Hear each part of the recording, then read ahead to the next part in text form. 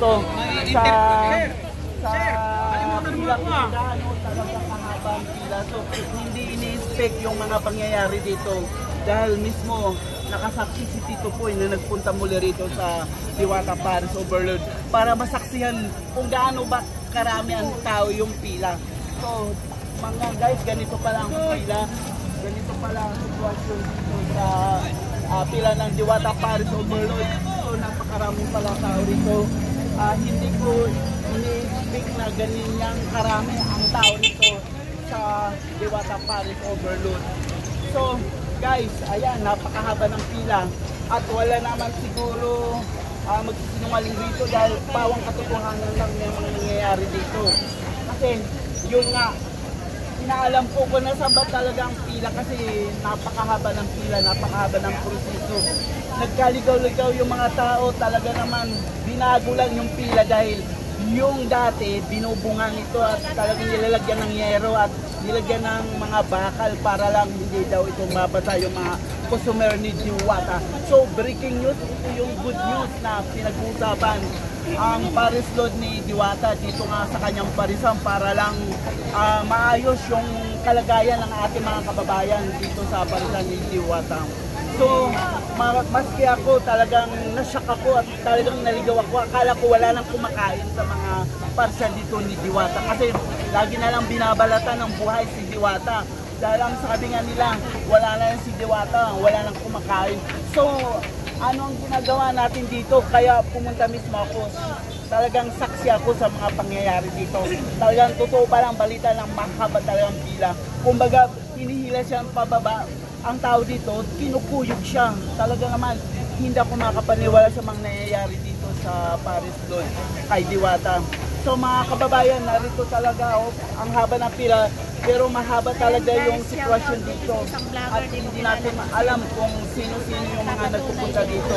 Isang vlogger na mga sikat, mga celebrity nagpunta rito at nagkaligaw-ligaw yung mga tao rito kung sino ba talaga ang pumupunta rito. Kaya shocking, breaking news yung mga nangyayari dito sa atin paligid kay Diwata Paris Overload kung saan nagkalito-lito ngayon yung mga tao kasi dati doon sila pumipila pero ngayon iba na yung pila, binago kasi siyempre nilagyan ng bubong at saka talaga naman the best yung bubong na nilalagay kay Diwata para hindi mabasa yung mga tao dito sa kanyang parisan.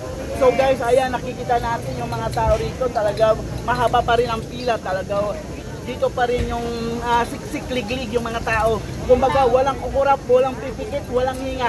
Tara, silipin natin yung mga tao. Talagang iba ang karisma ni Diwata. Mula nga dito sa parisan ni Diwata. So talagang nag-trending yung mga nag-cover dito, grabe. Nag-cover dito, grabe. Pinagkakaguluhan si Tito Boy dahil akala nila ako yung si Tito Boy pero hindi kayo nagkamali. Kalukalik lang ito. Kaya pila rito. Talaga naman iba ang karisma ni Diwata. Tingnan natin mga kalagayan dito. Ayan, nakikita nyo kung saan talaga sa daming tao at hindi makapaniwala yung mga mamamayan. Kasi lagi na lang binabalatan si Diwata. Lagi na lang siyang dinididikdik parang paminta. Pero paminta na nga siya. Bakit lagi siya pinag-uusapan na paminta? So inaamin naman niya na paminta talaga siya. Pero wag na kayo magtaka kasi kung talagang lagi siya binabalatan, lagi naman siya dinudumog ng mga fans dito. Yes.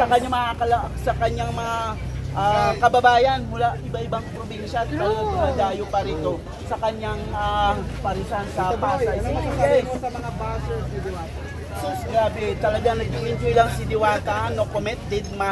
Kaya ang sabi nga ni Diwata, mag-try na lang kayo dito sa Diwata Paris Overload para mag-try kayo at kumain kayo at huwag na kayo mag-bus kasi siyempre masakit sa tenga. Kasi pikit mata na lang si Diwata kasi ang daming nagbabas sa kanya. May nagbabalat sa kanyang paminta, mayroon nagbabalat sa kanyang bawang, may nagbabalat sa kanyang balat sibuyas. Kaya si Diwata tumatawa na lang siya, natutulog siya. Anong ginagawa ni Diwata? Pagmamahal lang gusto niya. Kaya ang gusto ni Diwata, sige, ano kayo, kung anong sasabihin, o sige mag-comment na kayo, magtaasan na kayo ng kilay kung sino talaga ang totoong Diwata. So, ang iintindi ni Diwata bukas, talagang handa na ba kayo pumunta sa bagong pwesto sa may Quezon City? Ay naku, nakahanda na kami dahil may pasabog si Diwata bukas. Ayan, marami siyang pasabog bukas. Kaya mga guys, don't forget, magkita-kita tayo. At talagang maganda yung outfit ko bukas. Talagang lookalike talaga Tito Boy. Kaya marami akong pasabog din sa aking mga taga-followers at sa aking mga tagahanga at sumusubaybay. At lalo na yung mga nag-cover dito sa Diwata, live mula rito sa Pasay City.